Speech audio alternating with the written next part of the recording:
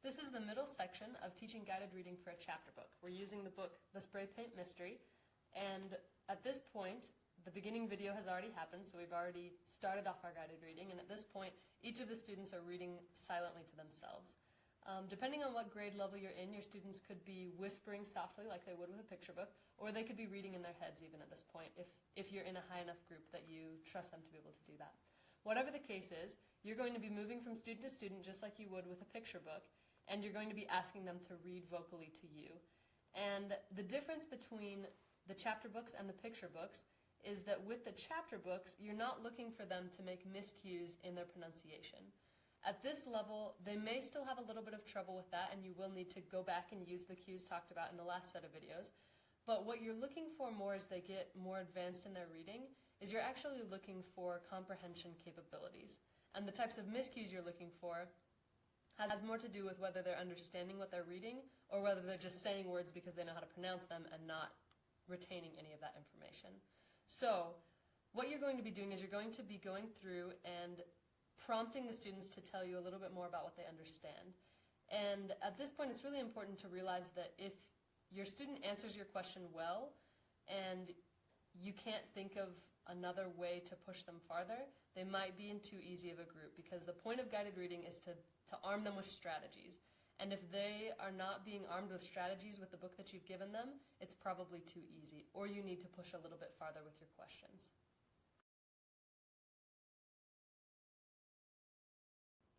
As you're listening to each of your students read, you're going to need a prompt to be able to insert yourself into what they're reading and to make sure that they're comprehending in the moment. Because if you're not doing this and you just wait until the end after everybody's read, you might realize that the students read for 5 minutes without even understanding what they were reading. So you're going to go through and you're going to insert yourself with some sort of a question to gauge the understanding of the students. So a couple of good ways to insert yourself into their reading are to ask things like, what did you just read here? What do you understand? A basic summarizing question. Something like, what does that make you think of, to help them draw connections? Another one would be, is that what you expected to happen, to help them to think about what their own thinking is? And then questions such as, what questions do you have about this? And what didn't you understand? And those two questions can be very different, because having a question doesn't necessarily mean that they misunderstood. It could mean, I wonder what he's going to do with this information, or I wonder what's going to happen next, or I wonder why he did this. And then not understanding could mean that they maybe misread something in the past, or maybe that something didn't connect and that they would need to go back and read. Based on their answers to your different types of questions, you'll know whether you need to make one of two different types of miscue analysis.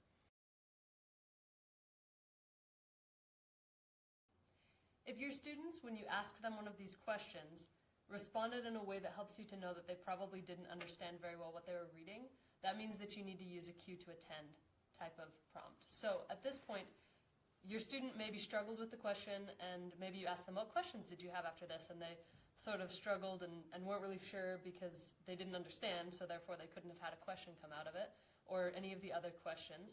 At that point, you need to give them a strategy to use so that they can reread and understand better what they're reading this time. So pretty much all of these strategies on cue to attend are going to involve going back and rereading. One of these strategies is just simply to go back and reread. Go back as far as they need to where they started losing attention or started misunderstanding, and to reread from that point. Another way would be to have them go back and reread, and after every sentence, state in their head what just happened. And in that way, the students are monitoring their own thinking, and they're saying, I know what just happened in the sentence, I can move on. And to move on piece by piece like that to make sure they understand as they go. Another way that's slightly more in depth than that is to go back and reread, and after every sentence, ask a question. And that helps students to think on an even deeper level than just summarizing, but it helps them use a little bit higher on Bloom's taxonomy, a little bit deeper thinking in that way. A fourth way to help them with attending is, and this works, you'll be able to tell what students need this and what students don't, is to have them go back and say, slow down.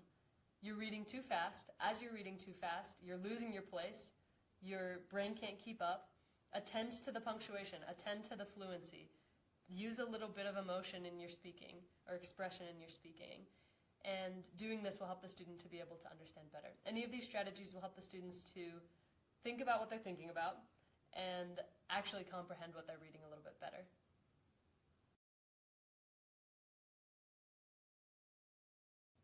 After asking the initial question to prompt the reader to tell you what they know, if they seem to have understood and to have comprehended what they're reading, at that point you'll want to help them with their understanding. So ideally they understood what they're reading, and you want to push them just a little bit farther. So instead of just ending there and saying, well, okay, you know it, I guess I'll just move on to the next student, push them a little farther. Ask them to question, ask them to predict, ask them to summarize more completely.